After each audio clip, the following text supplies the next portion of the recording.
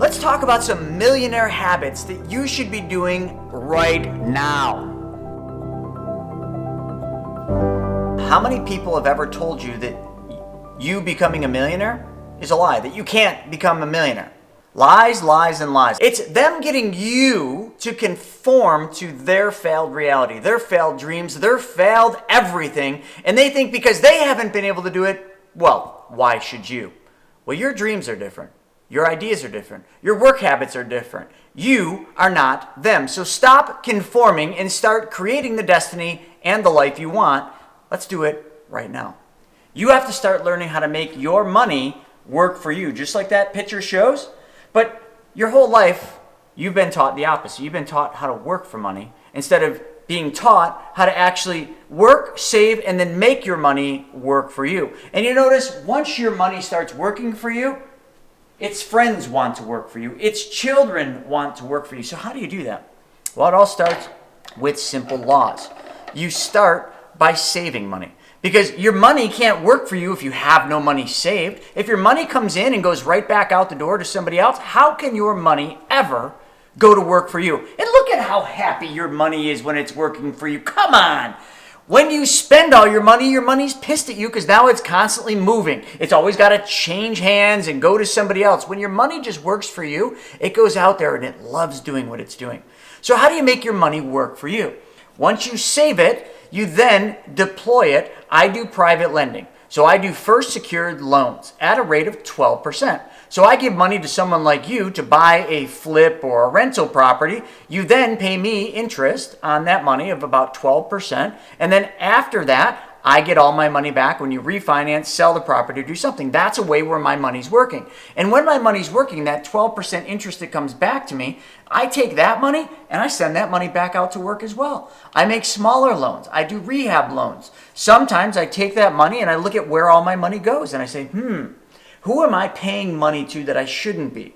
Oh, that bank is getting some money for those pesky credit cards that I took out with them. So I take my money and I say, hey, money, you're going to go to work. And I send it over there and I pay off that credit card. But then that credit card I used to give money to every month, I just take the money I gave the credit card and I send it back to me instead of to them. You see, making your money work for you is not complicated. It's just different than what you've been taught. And that is what you need to start doing if you're ever going to become a millionaire, because millionaires, multimillionaires, and billionaires all understand this very well.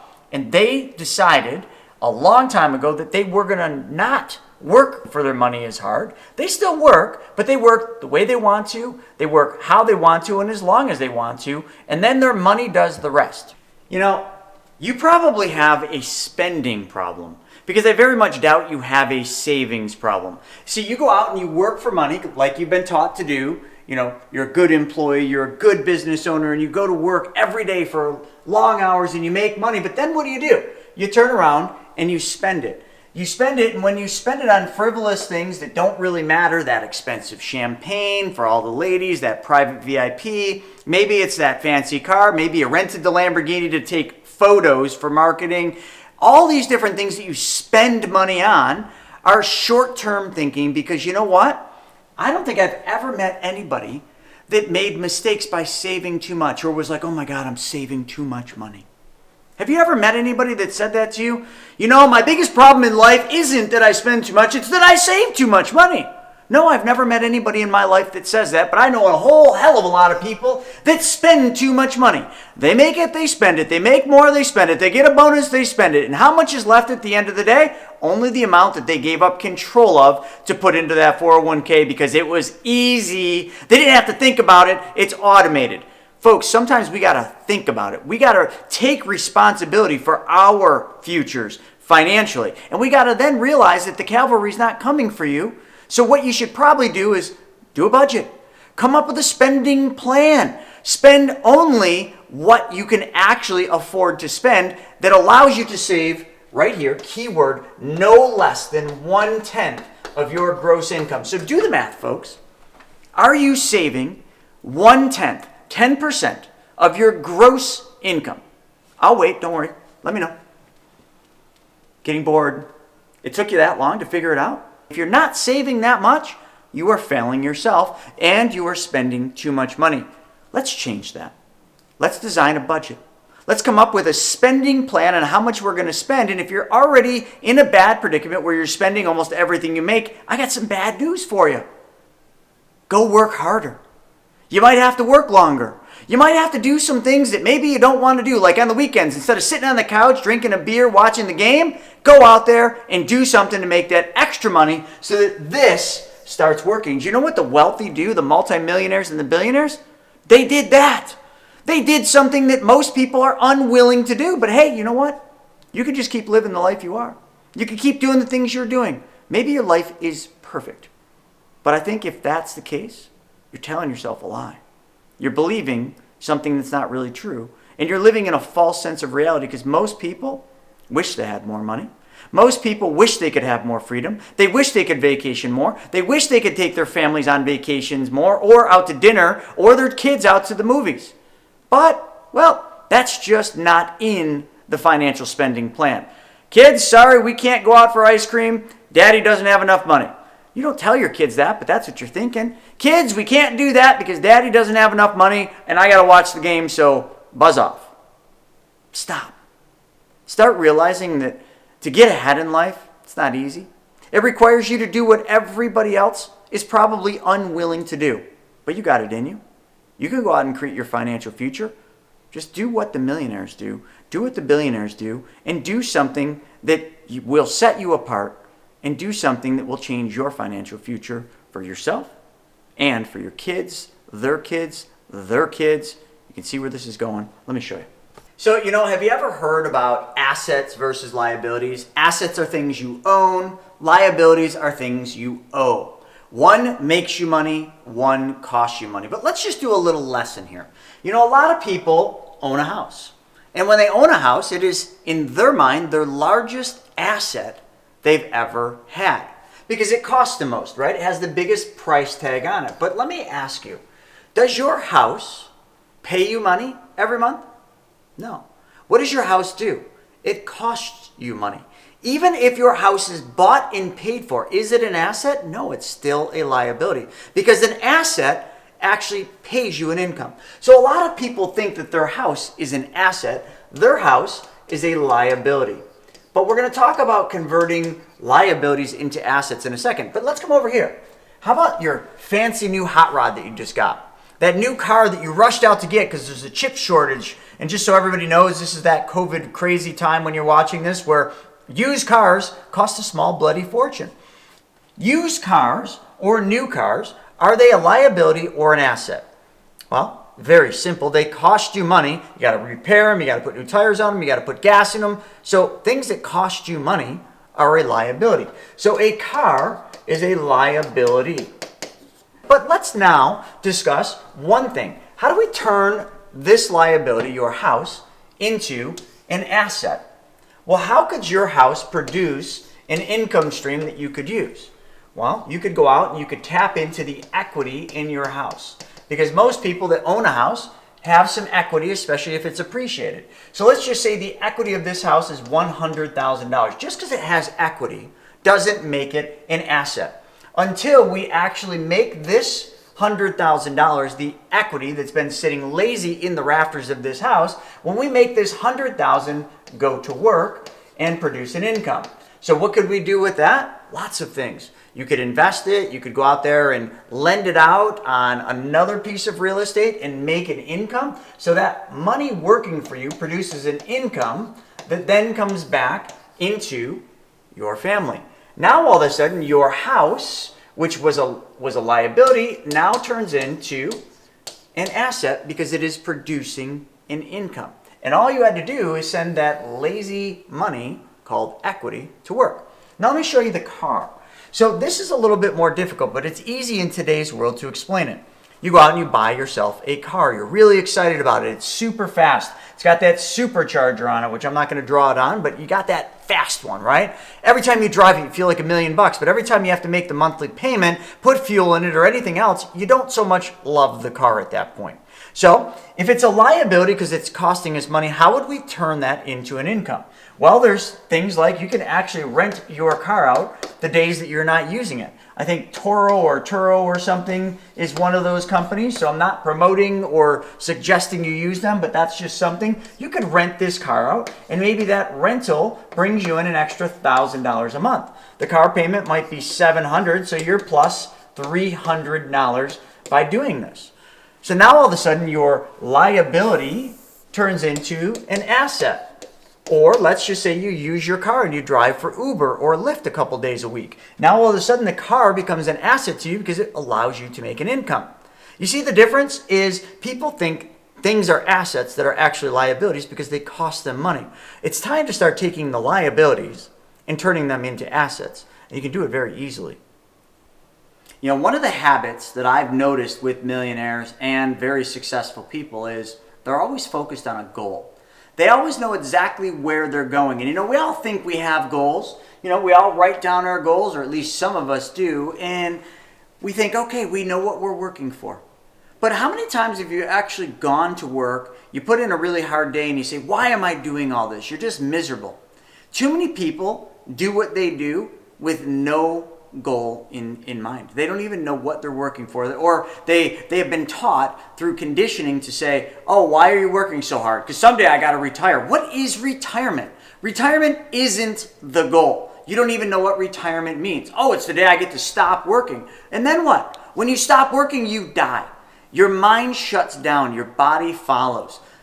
Retirement is a fictitious thing that we've been taught to believe with the sailboat that sails off into the sunset. Now let me talk to you a little bit about a mistake I made. I hired a really expensive mentor back some time ago. And I remember the first interview, and he didn't take on everybody. I had to interview to pay him a bunch of money. Imagine that. But that's what good coaches and mentors do. And he sits down and I'm explaining my whole situation. He says to me, so why do you work so hard? And I named off a bunch of things. He says, that's not why. And I kept doing it. This went on for 15 minutes. Why do you work so hard? I give him an answer. No. Why do I work so hard? Give him an answer. No. Finally, I got frustrated. I'm like, man, why? Tell me why I work so hard. And he says, you don't even know what your perfect day looks like, do you? And I said, my perfect day? What do you mean? He's like, well, people that are very successful are always working toward a goal, which is a perfect day. To be able to live that perfect day every single day is a monumental goal and something worthy of putting a lot of energy, effort, and time into thinking about. So I did. I took this very serious. I said, if this guy's going to bring me on and coach me, I better know what my perfect day looks like from the moment I wake up and take my first breath all the way to the moment I close my eyes and go to sleep. Now you might think, oh, that's easy, but is it? Can you tell me every step of your entire day in detail? What it smells like, what it looks like, what it feels like, who you're with, what you see, what you drive, who you're around, how you handle your day. Can you literally tell me what your perfect day looks like? Because that would be an unbelievable goal to work toward. But you see, the second problem is even when you do figure out your perfect day, that perfect day constantly has to change. Because as you evolve and you start getting to certain points of that perfect day, maybe you get the car that is in that perfect day dream. But then all of a sudden, that car now materializes. Great, upgrade that dream. Change that perfect day to include the next car that you want. Never ever arrive. So when you arrive at that day, that perfect day, you then need to strive for the next perfect day, which is bigger, better, grander than this one. And I don't mean more things, I just mean more freedom. The ability for you to do what you want, when you want, how you want, with who you want. That's the goal. But you need to define that. Do you know what your goals really are? Why do you do what you do? Why did you start the business?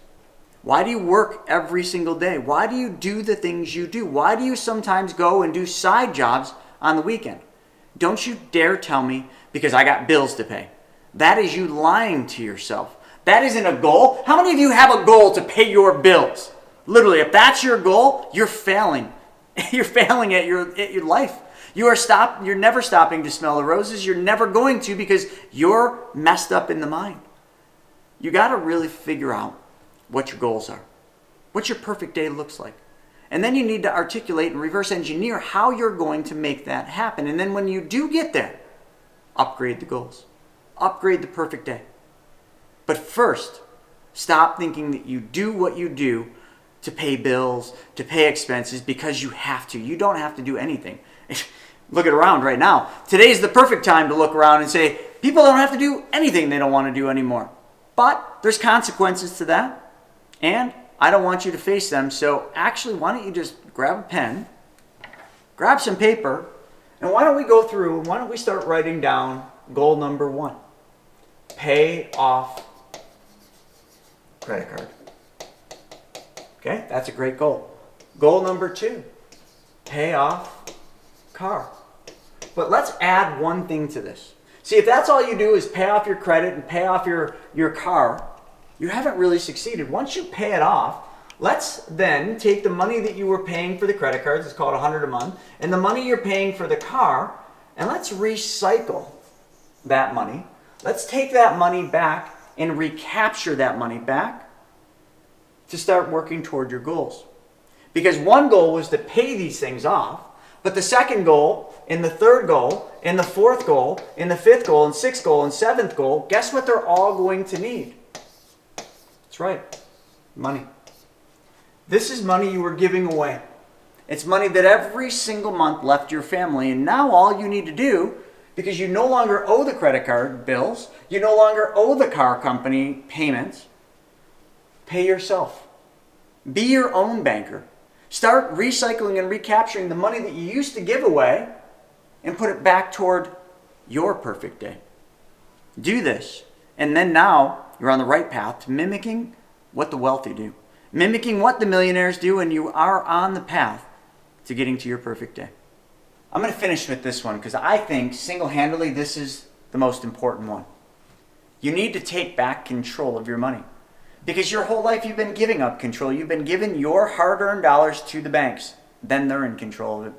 You've been giving your hard-earned dollars to Wall Street through that 401k, that IRA, or that brokerage account that you think is so great. You gave up control to them and they're managing it. And what are they doing? They're making money on your money. They're working toward their goals. They are doing all the things you should be doing, but you can't because you gave up one of the most important things, and that is control. When you walk into a bank and you bring them your hard-earned money and you give it to the teller and the teller says, "Oh, thank you," and they give you your receipt back, does that bank take that money and put it in a little box in the back room with your name on it? Is that what they do? No, they take that money and they move that money. They loan that money back out. They take it and they make that money move, and they make money on the movement of that money. Because what are they doing? They're sending your money, your hard-earned dollars to work when you are, what are you doing? You leave the bank and you go back to your normal life, which means you go back to working for money, trading hours for dollars. Folks, I'm not saying that this is easy. This is the hardest part of all the things we've just talked about. Taking back control of your money starts with where your money goes first. It starts with what you do with the hard-earned dollars that you earn, and then how you actually handle the money. How you are going to be a good steward of your hard-earned dollars instead of just giving up control because I'm not smart enough. I don't know how to do this. That's too complicated. I don't know. That sounds like some kind of a scam. I mean, there's all sorts of reasons you do what you do. But it's because of false beliefs, because you and all of us have conformed to what everybody else wants us to believe we should be doing. And most of that is a lie. So start right now. Start learning how to take back control of your money. All of these different things we talked about, these are all in my book that I'm writing called The Laws of Wealth. And taking back control of your money, you can learn all about how to do that by just simply subscribing to my YouTube channel. Just check out and hit the subscribe button wherever it is, and then start watching some videos about becoming your own bank, about how the wealthy have done this for hundreds of years and how they've been in control of their money, how they have been moving their money, how they have been setting and beating and achieving their goals even when they keep moving that perfect day up and making it better. They've been doing it because they've been in control of their money. And you can be too. So check out this video right here and you will love that. And also don't forget, people always forget to do this. You see, there's a little thing, it's a little bell. Smash that bell so that you get alerted when I actually put up new videos showing you how to be in control and how to treat your money the same way the wealthy treat their money. Thanks for joining.